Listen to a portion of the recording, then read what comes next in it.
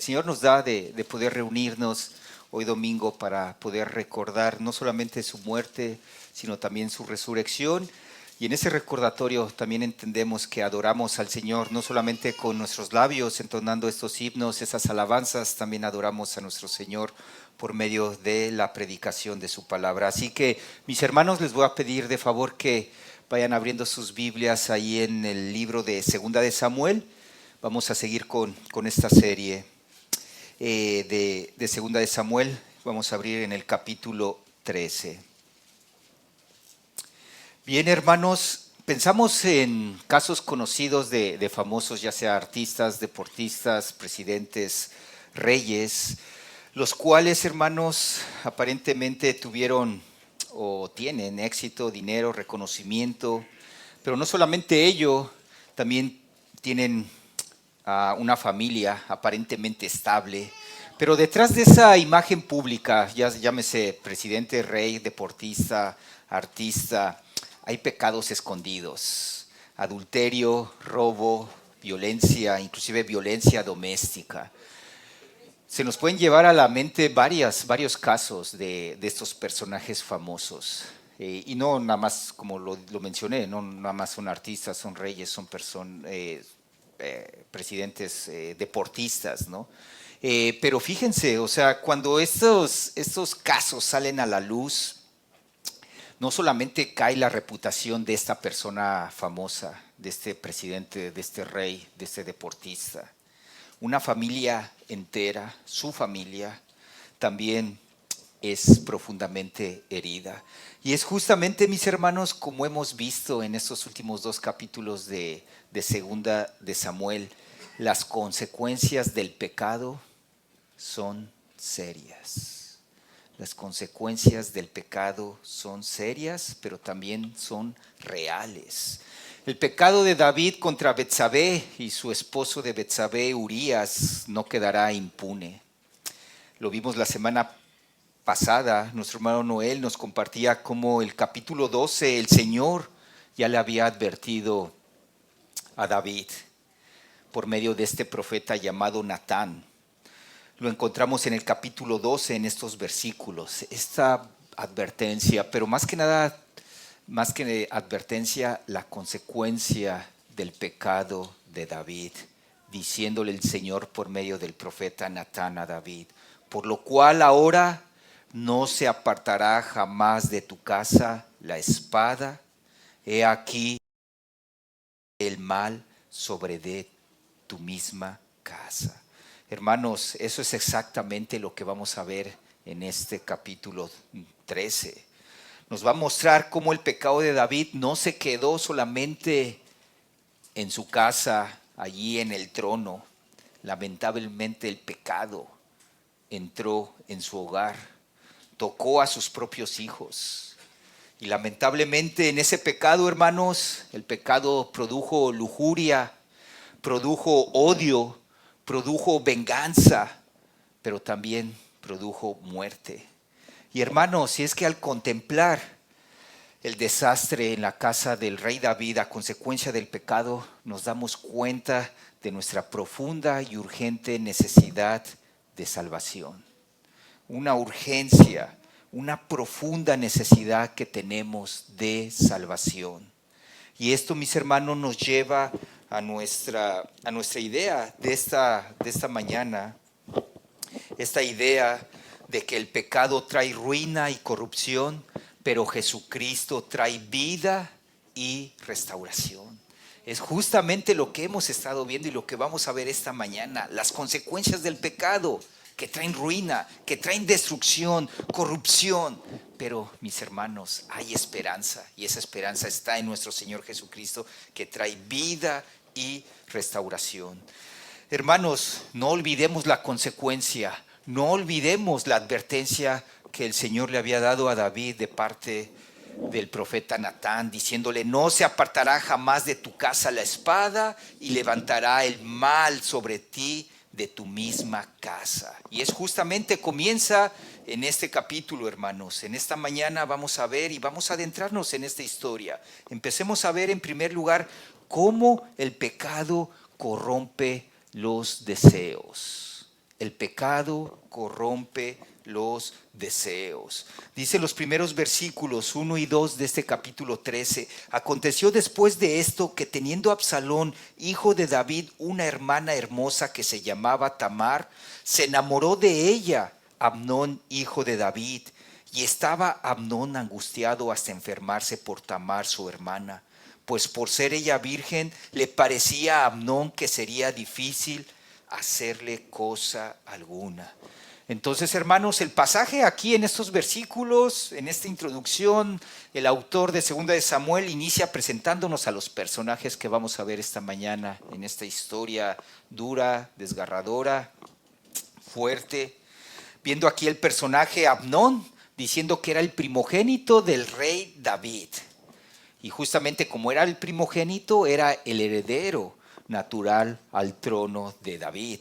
Pero también está la hermana de Amnón, la hija, una de las hijas del rey David, llamada Tamar, exactamente. Era la media hermana de Amnón, una joven princesa, da el detalle, ¿no? Era virgen la joven princesa llamada Tamar. El texto también nos dice que Amnón que se enamoró de ella. Es curioso esta palabra de enamorar en el texto original lo utiliza como amor, pero es un amor, no es un amor real, no es un amor puro, no es ese amor que vemos por medio de nuestro Señor Jesucristo, un amor sacrificial, un amor que se entrega, un amor puro, un amor honesto. Esta palabra amor es un amor, utiliza una palabra superficial, no es como decir, yo amo las arepas, yo amo vestirme de tal manera, ¿no? Esa palabra era la misma que se usaba en ese contexto, la que se usa en este contexto de este pasaje, no era un amor genuino. Y es que, hermanos, por eso Amnón, que no tenía un amor puro y genuino hacia su media hermana, simplemente era un deseo corrompido que lo llevó, inclusive como lo dice el texto, lo llevó a enfermarse.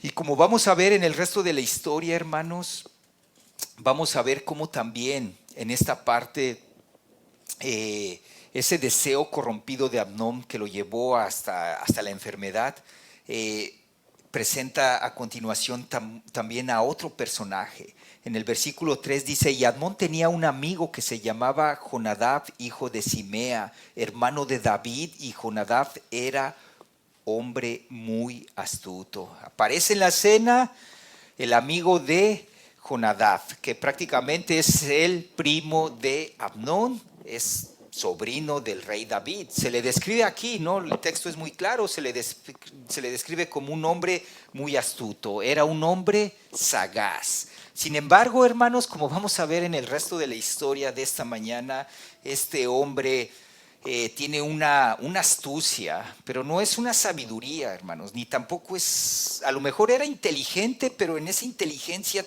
simplemente era sin temor a Dios. Y justamente, hermanos, viendo en el siguiente versículo, le dijo, este personaje, el primo de Amnón, le dice al hijo del rey, ¿por qué de día en día vas enflaqueciendo así? ¿No me lo descubrirás a mí? Y Amnón le respondió, yo amo a Tamar, la hermana de Absalón, mi hermano. Entonces vemos, hermanos, cómo se va entretejiendo la historia, ¿no? Están estos personajes, están los hijos de David, tanto Amnón como Tamar. Amnón empieza a reflejar inclusive en lo físico, ¿no? Dice enflaquecido, ¿no? Recordamos cuando, no sé, los amigos de ahí de la universidad todavía recordando, oye, te veo muy flaco, seguramente estás enamorado. Pues prácticamente literal le pasa aquí a este hombre así, de esta manera. Pero fíjense, hermanos, esta palabra que utiliza aquí de yo amo a Tamar, justamente va relacionado a la primera palabra o al que dice estoy enamorada de mi hermano, donde le dice esto a Amnón a Jonadab. Pero seamos claros, hermanos, otra vez, esto que vemos aquí no describe un amor verdadero, es un deseo egoísta. Lo que Amnón llama amor, diciendo yo amo a Tamar, no es un amor en lo absoluto, era un deseo desordenado, era una obsesión, era pura codicia. Era inclusive, hermanos, y lo vamos a, lamentablemente, y es lo duro de la historia, es simple lujuria vestida con el lenguaje del amor, diciendo, sí, yo amo a Tamar, estoy enamorada de ella. Sin embargo, ese deseo o ese decir de amor es simplemente una lujuria vestida con el puro lenguaje del amor. Hermanos, el pecado corrompe nuestros deseos y es justamente lo que vemos aquí al inicio de esta historia, cómo el pecado está corrompiendo o ha corrompido los deseos de Amnón. Y creo que hay una pregunta, hermanos, nosotros relacionado ya para entrar en el desarrollo del sermón, una pregunta que me gustaría hacerles: ¿cómo podemos luchar contra esos deseos que buscan gobernar nuestro corazón? Y es que no solamente Amnón tiene esos deseos de lujuria, esos deseos llamados de un amor genuino. Muchas veces nosotros podemos luchar, lidiar con deseos desordenados que van en contra de la voluntad de Dios. Y es esa pregunta: ¿cómo podemos luchar contra esos deseos que muchas veces buscan gobernar nuestro corazón? Y no solamente nuestro corazón, nuestra mente. Vivimos, como lo hemos mencionado, ¿no? Y no es algo nuevo, todos sabemos, vivimos en una época donde la exposición a la lujuria está a la luz del día, hermanos. Lo tenemos en nuestros bolsillos, en las computadoras, en la calle, en la manera de vestirse tanto hombres como mujeres. Y muchas veces hay esas luchas de esos deseos desordenados, esos deseos en este caso y en este contexto, viendo la historia, en esos deseos de la lujuria. La palabra del Señor nos da la razón y la respuesta de cómo luchar contra esos deseos, recordando la historia de Amnón con ese deseo lujurioso, de los cuales, como lo mencioné, no estamos exentos de caer. Dice la palabra del Señor allí a través de Pablo, allí en Gálatas, dice: digo pues, andad en el Espíritu y no satisfagáis los deseos de la carne. Está muy claro el mandamiento aquí: andad en el Espíritu y no satisfagáis los deseos de la carne. ¿Por qué? Y manifiestas son las obras de la carne, que son ¿qué? Adulterio, fornicación, inmundicia, lascivia, etcétera, etcétera. Justamente cuando Pablo empieza a introducir estas obras de la carne, van precisamente al aspecto sexual, al aspecto lujurioso, al aspecto del adulterio, de la fornicación, de la inmundicia, de la lascivia, que conlleva todos esos aspectos de pecado, hermanos. Entonces, hermanos, vemos aquí claramente, el mandato es claro: andad en el Espíritu y no satisfagáis los deseos de la carne. ¿Por qué? Entendemos que a la luz de este pasaje, hermanos, los deseos de la carne se oponen activamente contra los deseos del Espíritu. Estamos en guerra, hermanos. El pecado tiene un poder destructivo y terrible, como lo hemos visto, lo hemos empezado a ver y lo vamos a ver a continuación. Tal como lo hemos visto en el pecado de David con Betsabé y Urías. No solamente se le dio la advertencia a la consecuencia de su pecado, vimos ya la consecuencia: un niño muerto, el hijo de que estaba esperando Betsabé, el hijo de esta relación en pecado de David y Betsabé, la consecuencia de esa muerte. Hermanos, el pecado tiene un poder destructivo y terrible. Pero está bien claro, hermanos, si nosotros dejamos de alimentar nuestra vida espiritual, si nosotros descuidamos nuestro tiempo en la lectura de la palabra, si descuidamos estar en la oración, si descuidamos de estar viniendo a los estudios bíblicos, porque es un mandato que el Señor nos da, ¿no? El poder congregarnos. Pero si descuidamos lo que son los aspectos de la piedad, nuestra naturaleza humana nos arrastrará de forma automática, hermano, hermana. Y creo que lo hemos experimentado en algún momento de nuestra vida. A lo mejor lo estás experimentando en este momento. Mientras más te alejas del Señor, la tentación está ahí latente y estás cayendo y cayendo y cayendo. Pero recuerda las palabras de Pablo, las palabras del Señor por medio de Pablo: andad en el Espíritu y no satisfagáis los deseos de la carne. Hermanos, el pecado nos llevará directos si estamos en ese pecado, si estamos en falta de relación con el Señor, nos llevará directo hacia las obras de la carne. Vemos a continuación, y Jonadab le dijo: acuéstate en tu cama y finge que estás enfermo, y cuando tu padre viniera a visitarte, dile: te ruego que venga mi hermana Tamar para que me dé de comer y prepare delante de mí alguna vianda, para que al verla yo la coma de su mano. Vemos aquí, hermanos, la astucia terrenal y perversa de Jonadab. Sí, se le describe como un hombre astuto, pero astuto prácticamente con una astucia terrenal y perversa. En vez de confrontar el pecado de su primo, en vez de decirle: hey, tranquilo, ¿qué vas a hacer? Es tu hermana. No, simplemente le muestra a Amnón, a su primo, cómo pecar. Y justamente en esa muestra, en esa malicia de este hombre, diseña un plan malicioso.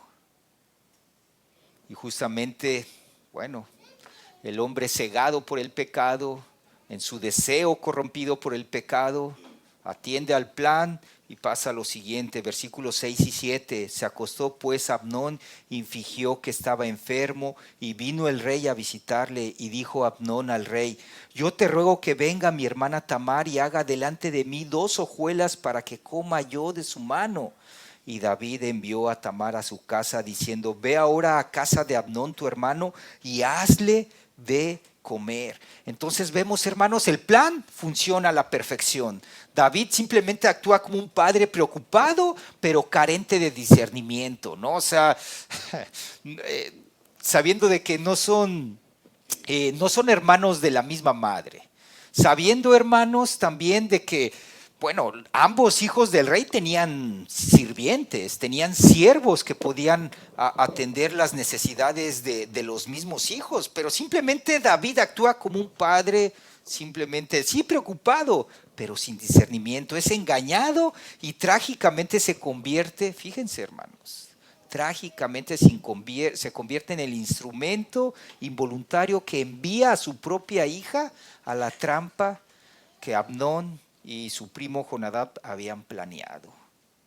Vemos, hermanos, cómo el pecado no solo corrompe nuestros deseos internos, sino que inevitablemente salen, y el pecado también corrompe nuestras acciones. No solamente corrompe los deseos del ser humano, y los ha corrompido desde la caída de Adán y Eva en el jardín, donde la voluntad del humano, el deseo del humano siempre ha sido dirigida hacia el mal, y lo vemos en ese aspecto. Pero también está esa consecuencia del mismo pecado que corrompe nuestras acciones, y vamos a ver cómo esas acciones fueron corrompidas y se van dando más a la luz en esta historia trágica.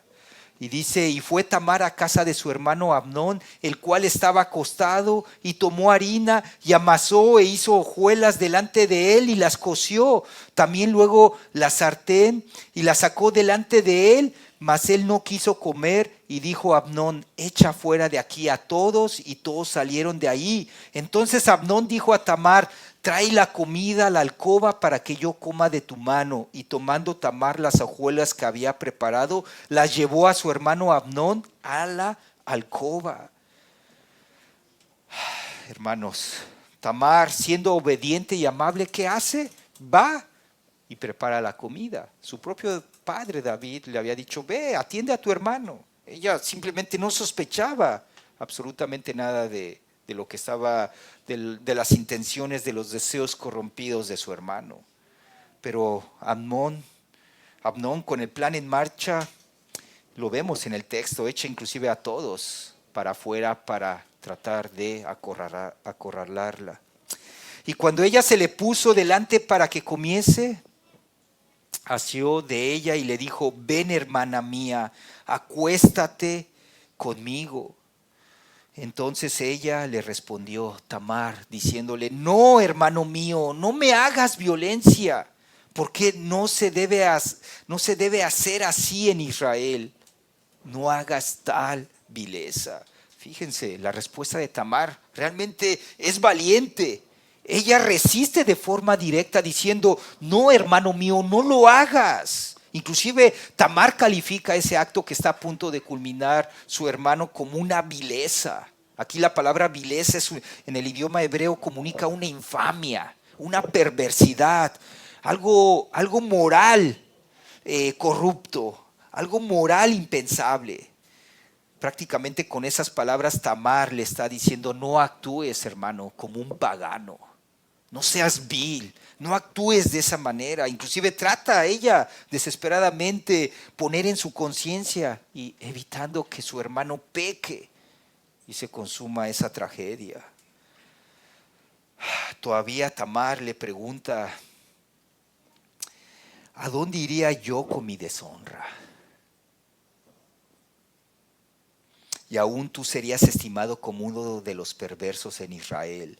Te ruego pues ahora que hables al rey, que él no me negare a ti. Tamar, vemos aquí su desesperación, hermanos. Le advierte de las terribles consecuencias a su hermano. No lo hagas, no seas vil. Le pregunta, inclusive vemos la pregunta, ¿a dónde iría yo con mi deshonra? Le sugiere, inclusive ya en su desesperación para posiblemente ganar tiempo, le sugiere que hable con su padre igual y permite que se casen. Ella muy bien sabía la ley de Dios. El Levítico inclusive prohíbe estrictamente el incesto, pero ella en su desesperación le dice igual, pregúntale a mi padre. Pero Levítico ya daba, la ley del Señor ya daba como pecado el incesto, pecado en el acto que ahorita Jonadab iba a hacer a su hermana, diciendo la palabra del Señor, la ley del Señor, ningún varón se llegue a parienta próxima alguna para descubrir su desnudez. Yo, Jehová, la desnudez de tu hermana, hija de tu padre o hija de tu madre, nacida en casa o nacida fuera, su desnudez no descubrirás. Estaba clara la ley. Jonadab le estaba violando la ley del Señor. Tamar le recuerda, no lo hagas, no lo hagas. Le advierte que sería como uno, inclusive como uno de los insensatos, uno de los paganos de Israel. Sin embargo, dice el texto, mas él no la quiso oír, sino que pudiendo más que ella, ¿qué hizo? La forzó y se acostó con ella. Amnón simplemente se negó a escucharla, obviamente, y como dice aquí el texto, siendo él más fuerte que ella, la forzó y abusó de ella, hermanos. En ese momento, Amnón eligió el camino del pagano, eligió el camino del impío, pisoteando no solamente la dignidad de su hermana, pisoteando por completo la ley de Dios. Luego la aborreció Amnón con tan grande aborrecimiento que el odio con lo que la aborreció fue mayor que el amor con que la había amado. Y le dijo a Amnón, levántate y vete. Impresionante, hermanos, cuando estaba preparando justamente el sermón, llegando a esta parte del texto, es simplemente quebranta, hermanos, hasta dónde llega el pecado, hasta dónde llega la maldad del ser humano. Terminando de leer el texto, dice versículo 15, diciendo que la aborreció, diciéndole, levántate y vete. Inmediatamente después de ese acto vil de Amnón, ese supuesto amor se convierte ¿en qué? En un odio absoluto. De pronto Tamar se volvió ¿qué? Indeseable ante sus ojos. Ella simplemente responde, no hay razón de esto, de lo que le está diciendo, levántate y vete. Le dice Tamar a su hermano, no hay razón, mayor mal es este de arrojarme, de decirme que me vaya, que el que me has hecho. Mas él no la quiso oír. Tamar argumenta esto, hermanos, que echarle a la calle es inclusive aún un mal todavía mayor. ¿Por qué? Porque ante la sociedad, hermanos, eso haría ver a ella como la culpable y la seductora. Por eso le dice, es más mayor el mal que me estás diciendo ahora que me vaya al mal que ya cometiste conmigo, al abusar de mí. Le está diciendo, detente, porque ante la gente eso me van a ver a mí como la culpable y la seductora. ¿Pero qué? Simplemente Amnón, sordo a la razón y a la piedad, no solo la expulsa, hermanos, sino que la humilla. Entonces llamó Amnón a su criado que le servía y dijo, echa a esta fuera de aquí y cierra tras ella la puerta. Echa a esta fuera de aquí. Fíjense, en el texto original, Amnón ni siquiera usa la palabra mujer, simplemente diciendo, echa a esta fuera de aquí. Él simplemente dice eso, echa esto. La trata como si fuera un pedazo de basura que se desecha a la calle, hermanos. Fíjense hasta dónde el pecado corrompe, hermanos, hasta dónde el pecado distorsiona los deseos, al poder llamar a su hermana de esa manera. Simplemente manda a cerrar la puerta. ¿Por qué lo hace? Lo sabemos, hermanos, el mismo pecado, para protegerse a sí mismo. Él quería crear la falsa impresión en la sociedad, en la comunidad, de que ella había sido la seductora y él era la víctima.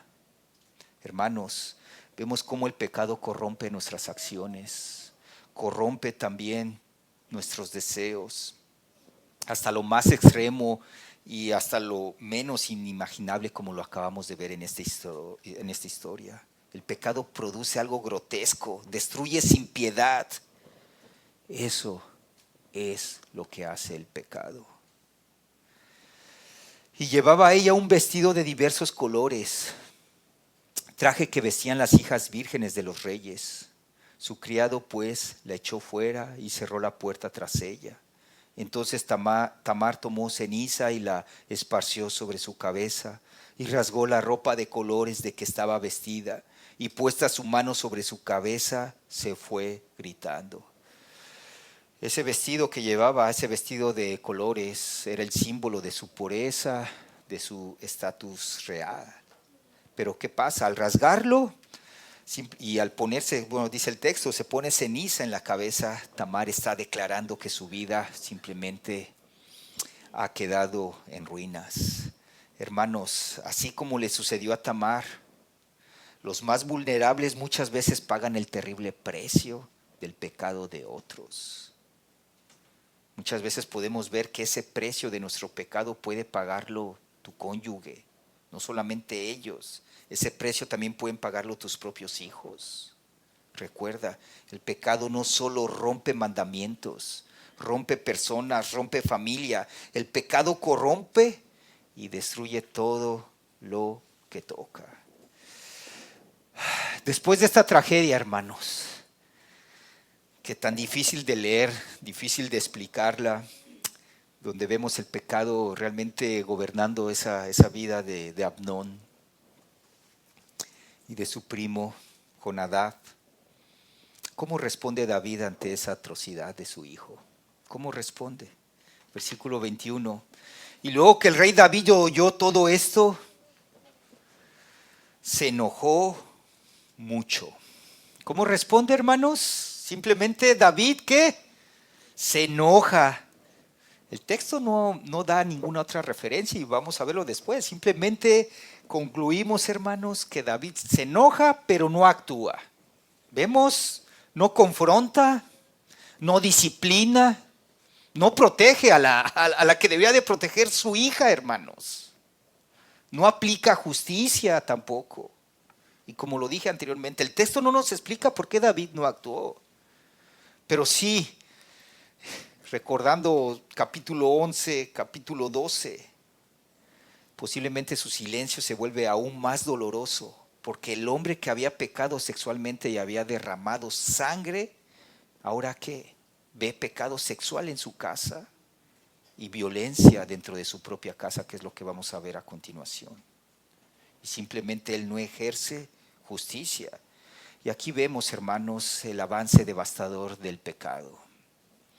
El pecado no solamente corrompe los deseos internos, nuestra voluntad, hermanos. Gloria a Dios, ahora que ya el Señor nos ha alcanzado por su misericordia, su fidelidad, y nosotros nos ha dado la oportunidad de poner nuestra confianza, nuestra fe en nuestro Señor Jesucristo, sabiendo que todos nuestros deseos estaban dirigidos a los de Amnón. Eran deseos corrompidos.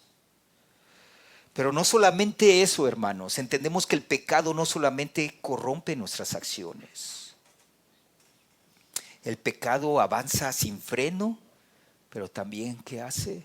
Destruye familias. Lo vemos, hermanos. Dice el versículo 22, mas Absalón no habló con Amnón, ni malo ni bueno, aunque Absalón, ¿qué? Aborrecía a Amnón porque había forzado a Tamar, su hermana. El texto es claro.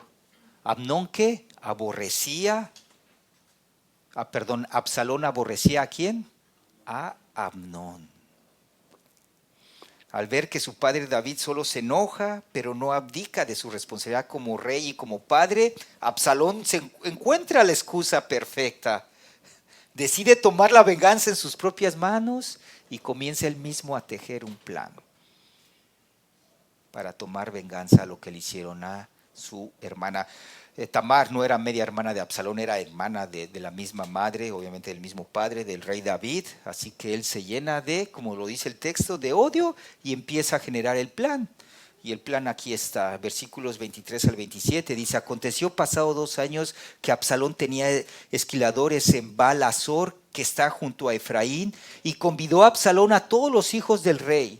Y vino Absalón al rey y dijo: he aquí, tu siervo tiene ahora esquiladores. Yo ruego que venga el rey y sus siervos con tu siervo. Y respondió el rey a Absalón: no, hijo mío, no vamos todos, para que no te seamos gravosos. Y aunque porfió con él, no quiso ir, mas le bendijo. Entonces dijo Absalón: pues si no, te ruego que venga con nosotros Amnón mi hermano. Y el rey respondió, ahí con sospecha: ¿para qué ha de ir contigo? Pero como Absalón le importunaba, dejó ir con él a Amnón y a todos los hijos del rey. Hermanos, vemos cómo Absalón incubaba un odio frío durante esos 2 años. Fue paciente. Esperó 2 años, aprovechó que esa fiesta de las ovejas donde se le trasquilaban, más bien se les cortaba su lana, la lana de las ovejas, y justamente esa fiesta era la tapadera perfecta para su plan. David aquí, ¿qué hace? ¿No? Rechaza la invitación de ir. No, ¿cómo crees, hijo? Pues somos muchos, ¿cómo vamos a poder poner carga sobre ti? Pero Absalón viene astuto: ok, padre, tú no vengas, pero deja que Amnón, mi hermano, venga conmigo y pueda disfrutar de la fiesta. Vemos también qué pasa otra vez, la ingenuidad, la pasividad de David. David sospecha, inclusive intuye el peligro al preguntarle: hey, ¿por qué Amnón? Pero hermanos, otra vez David es engañado y cede a la petición de su hijo Absalón. ¿Qué hace Absalón? Y Absalón había dado orden a sus criados diciendo: os ruego que miréis cuando el corazón de Amnón esté alegre por el vino, y al decir yo: herid a Amnón, entonces matadle y no temáis, pues yo os lo he mandado. Esforzaos pues y sed valientes. Y los criados de Absalón hicieron con Amnón como Absalón les había mandado. Noten, hermanos, los que hemos estado escuchando la serie de este Segunda de Samuel, de este libro, noten el escalofriante paralelismo, hermanos, de Absalón, de su hijo Amnón, pero en este caso de Absalón en estos versículos. Absalón ordena a sus siervos asesinar a Amnón justo cuando su corazón estuviera, ¿qué? Alegre por el vino. Y este es un eco trágico del pecado de David. ¿Recuerdan, hermanos? David usó el engaño.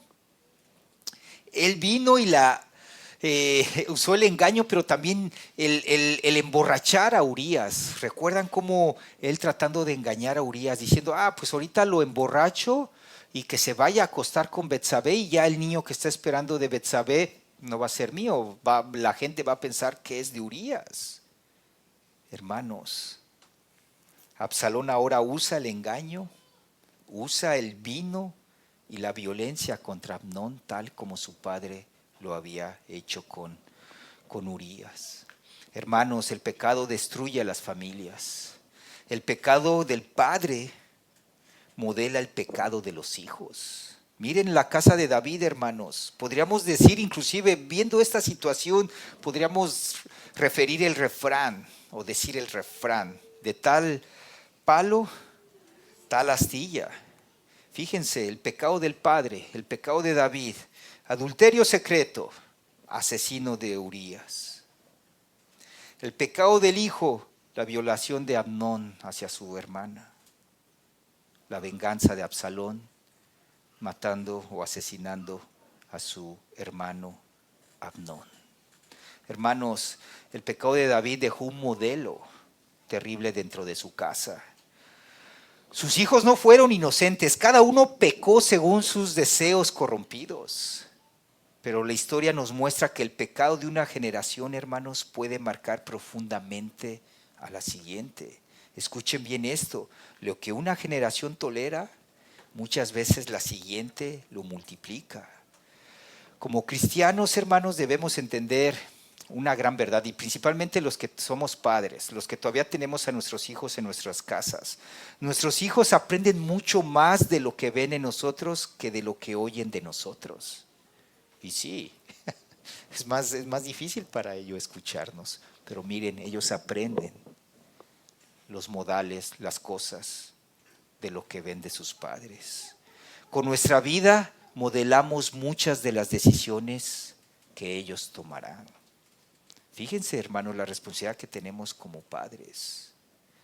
Sin antes, hermanos, sin olvidar que cada persona dará cuentas delante de Dios por sus propios actos, tanto nosotros como nuestros hijos. Pero aquí el énfasis es de que nosotros modelamos a nuestros hijos, hermanos. Nosotros, en cierta manera, guiamos las decisiones que ellos tomarán, ya sean buenas o malas. Pero aquí el contexto, viendo cómo David modeló los pecados a sus hijos, fueron transmitidos y sus hijos los terminaron haciendo.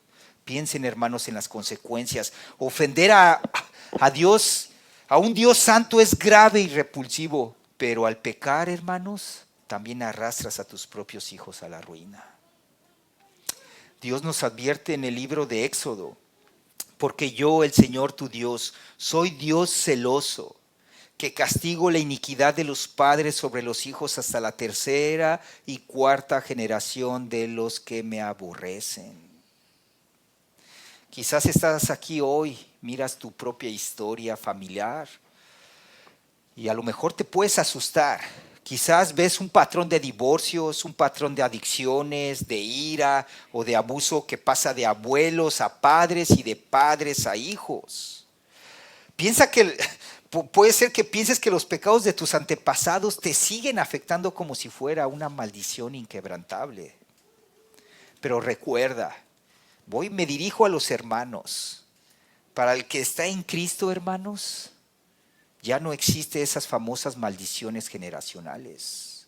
Si estás en Cristo, estoy hablando a los hermanos, a los que han puesto su fe en Cristo, a los que por gracia de nuestro Señor han sido salvos. Si estás en Cristo, tu historia familiar no es tu condena.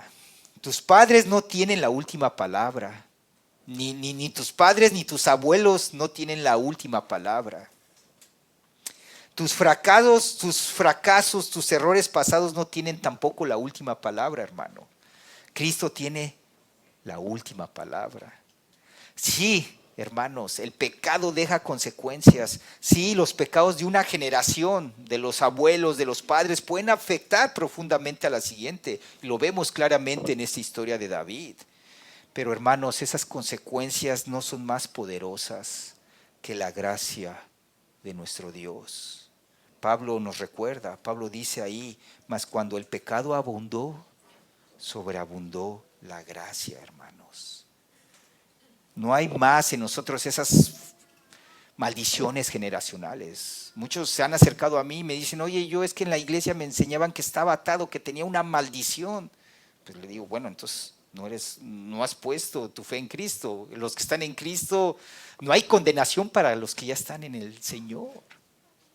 La palabra es clara en eso, hermanos. Mas cuando el pecado abundó, sobreabundó la gracia. Donde abundó el pecado en tu familia, hoy, hermanos, puede sobreabundar la gracia de Cristo. Él rompe toda cadena, perdona todo pecado y hace todas las cosas nuevas en aquellos que están en Él, hermanos. Dice Pablo ahí en Corintios, 2 de Corintios capítulo 5, 17, de modo que si alguno está en Cristo, nueva criatura es. Las cosas viejas ya pasaron, he aquí, todas son hechas nuevas. No lo olvides, hermano, el pecado trae ruina y corrupción, pero Jesucristo trae vida y restauración. Ahora no me dirijo a los hermanos, me dirijo a las personas, a los amigos que todavía que están aquí, que están escuchando, que aún dicen, oye, ¿qué significa esto de tener fe en Cristo? Y tal vez hoy pienses en esto y te asustes, dices, oh, tal vez miras a los hijos de David que modelaron y repitieron exactamente lo que David su padre había hecho. Y te puedes decir a ti mismo, oh, yo también estoy replicando los pecados de mi familia. Mi padre adulteró, ahora yo también batallo con ser adúltero, soy infiel. Pero amigo, la palabra de Dios es muy clara. Hay una salida. Escucha esta promesa, esa hermosa promesa que el Señor nos da por medio de su palabra. Ahí en 1 de Pedro 1, 18, 19 dice, sabiendo que fuisteis rescatados de vuestra vana manera de vivir, la cual recibiste de vuestros padres, no con cosas corruptibles como oro o plata, sino con la sangre preciosa de Cristo, como de un cordero sin mancha y sin contaminación. ¿Te das cuenta, amigo? Lo que dice el apóstol Pablo, esa vana manera de vivir, esos patrones destructivos que se transmiten de generación en generación, Cristo nos puede rescatar. Y el precio de su rescate no fue algo temporal como el oro y la plata que perecen, fue algo eterno, algo que fue pagado con la sangre perfecta, la preciosa sangre de nuestro Señor Jesucristo en la cruz del Calvario. Así que te invito, arrepiéntete de tus pecados, pon tu fe en Jesucristo y serás realmente libre. Amados hermanos, el pecado trae ruina y corrupción, pero recuerden, Jesucristo trae vida y restauración. El pecado distorsiona nuestros deseos y acciones, hermanos, pero recuerda, Jesucristo renueva los corazones.